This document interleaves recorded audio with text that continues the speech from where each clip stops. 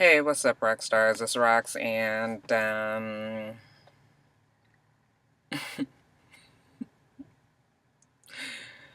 child, I don't know what to make of today. I know I peeked my head out my front door this morning and I looked outside at the sky and I was like, well, it ain't fell in. But you guys, when I looked in the mirror this morning, I swear I had a whole bunch of fresh new gray hairs over here. And even though I ain't had my hair done in 3 weeks, that's neither here nor there. I'm inclined to believe that the new gray hairs that I have were acquired last night when I had to deal with the recent turn of events of the election 2016. I don't know how to tell you how I feel right now because it's so many mishmash of emotions. But I was thinking to myself, like, I guess this is how those racist ass motherfuckers felt for the last fucking 8 years. But you know what? Fuck them. Shit. All right. We're not going to do a video like that because that's not how I am and that's not how I want to put myself out there. I just want to put my thoughts into logical order so I can tell you exactly how I feel and get the fuck up off this damn camera. I don't know, you guys. I have been trying to make sense of my feelings all night. You know, I had went to sleep right around the time when Donald Trump was at about 240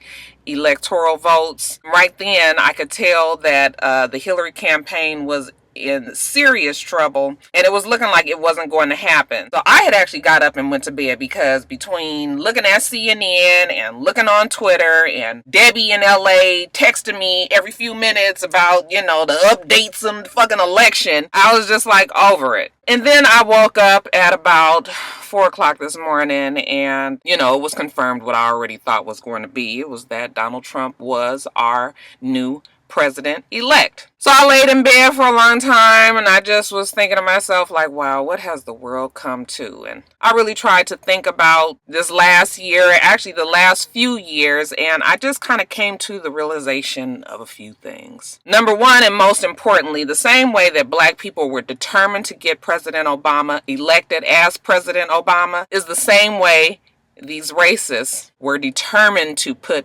Donald Trump in office. Just like we did, they came out of every nook and cranny. They showed up at the voting booths. They cast their votes and they made it happen for him. I mean, clearly, the fact that we've had a black president for the last 8 years had scared them enough to know that they needed to do something different this time. And now, my God, we thinking about a woman? Absolutely not. Number two, I can't figure out if blacks and Latinos just flat out didn't vote, if they did vote, but they voted for a third party, or if they just went on ahead and voted for Donald Trump. I'm not quite sure what we did in this election. I know that the black vote is not the majority by any means, but when black people show up to vote, as evidenced when President Obama was elected, they can make a difference. So when we think about the way this election turned out, it almost makes you feel like, and actually I do know for a fact that there were a lot of black and Latinos who voted for Donald Trump, which is so interesting to me. Someone who clearly goes against your interests, you've decided to put into office. I will never understand it. None of those scenarios make sense to me, but, you know, judging from the comments that I get in my videos and also just conversations that I've had with some random black folk, when it came to Hillary Clinton versus Donald Trump, it was very clear that many were not with her.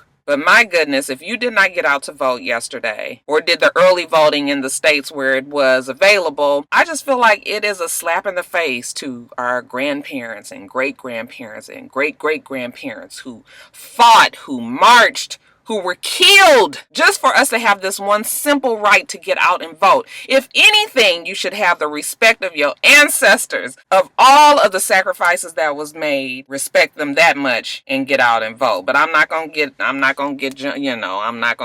on my soapbox about that. Number three, I think clearly there were a whole lot more who quietly voted for Trump. You know, they didn't really want you to know who they was voting for. They've been trying to just keep it real low. They may even say that they weren't going to vote for Donald Trump, but they did vote for Donald Trump. When you look at all of the map, and even in those states where President Obama won, especially up at the top where Michigan and Wisconsin and all of that was, for all those states to flip and go red, for Hillary to lose In Florida, that was all red. I mean, obviously, there were some people who may have said that they weren't going to do anything. I mean, if you were going by the polls, all the exit polls that Donald Trump's camp kept telling us, do not listen to the polls. I mean, obviously, he had the right people on his team. They was telling him. They knew something that we didn't know, obviously. This definitely is going to change the scope of elections from here on out, and polls and all of that, and, you know, how much trust that we put into him. But people definitely voted for him, even if they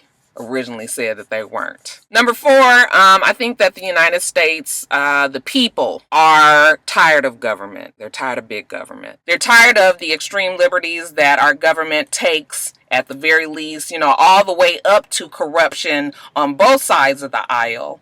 And this was somebody, Donald Trump, when they looked at him, they saw him as a person that was just going to come in and make these changes. When they look at Hillary Clinton, obviously, Hillary Clinton could not shake the stigma of government because of the fact that she was married to a president in the past. And now that it's come out that the Clintons have made a lot of decisions back when he was a president that have negatively affected even those in our community now, she is paying for it today, obviously. So I think when they look at Donald Trump, they just see something fresh. And then number 5, you guys, just to put it plain, the world is not ready for a woman to be president of the United States. In cases where many men in politics have done and said horrible things in the past, they were forgiven because it was kind of written off as collateral damage, which comes with the job. But when you get a woman that may have done the exact same thing, then people are not so open to accepting something like that. We want women to be pristine,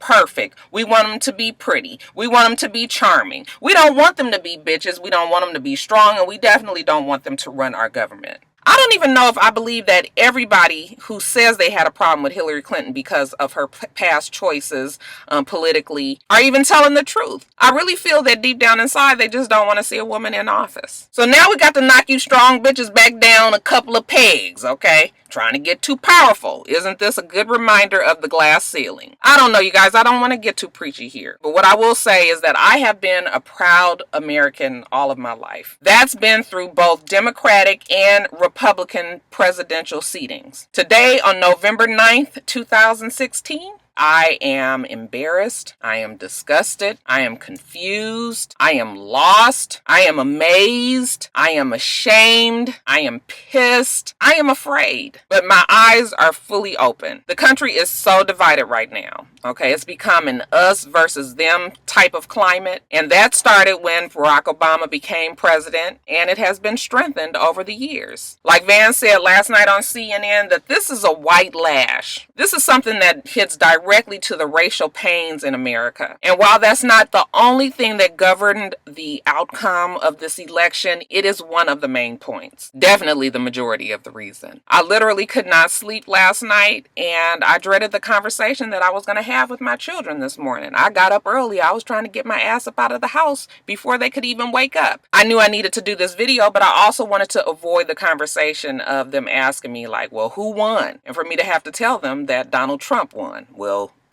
come to find out, they actually got up before I did and saw on Instagram or, Twitter or social media that Donald Trump indeed was their president, so I didn't even have to explain it to him. But it was a somber mood in the house this morning. Me as a parent, I always want to protect my children from anything in the world. But this is another time of those moments when I just feel like I don't know what to tell them. Like, I don't know what is going to happen in the future now. I want to say that everything is going to be all right, but I don't know that for a fact. We got Muslim rights, women's rights, it's a whole abortion topic, Latino rights, health care. There's so many things that are on the line that are just so up in the air right now. I don't know what to think. Don't even get me started on the protection of our country. This is someone who will have control of our nuclear codes for the next 4 years. You guys, in short, we have put a man who has had no political experience, no realistic plans or policy, no respect for the party that he's even run on himself, and no respect for anybody who thinks any way differently than he does in the most powerful seat in the world. It's just lunacy to me. I don't expect him to look out for my best interests. I don't expect him to help my community in any way. I will never call him my president. He will forever be the reality star Donald Trump. I am just done. And now I gotta go into this office and give them 8 solid hours when really what I want to do is just go home and crawl into bed and watch episodes of Martin. Okay, you guys know how it is when you used to watch like scary movies, and then when you go to bed, you gotta damn near put some cartoons on just so it can kind of cleanse your mind of the horrors that you just witnessed. Okay, that's how I feel like right now. The election was a fucking scary movie. Today, I want to watch cartoons. But you guys know what? This, like anything else, shall pass. My mom was a firm believer in you get up, you get dressed, you go out, and you show up. Okay, so that's what we're going to do today, Roxstars. We're going to get it done today. I am going to allow myself to feel exactly how I feel today, and then we're just going to have to move on tomorrow. It's still shit to do, and there's no reason to hide our heads in the sand now, so... That's it, you guys. I hope that this video made some sense. I was trying to kind of get it all in my mind and put it out there for you guys in some kind of clear and concise way. But I can be gracious enough to say that anybody who voted for Donald Trump, then congratulations to you. We'll see you in 4 more years. How's that?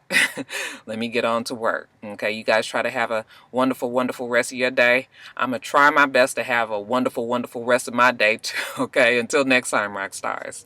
Bye.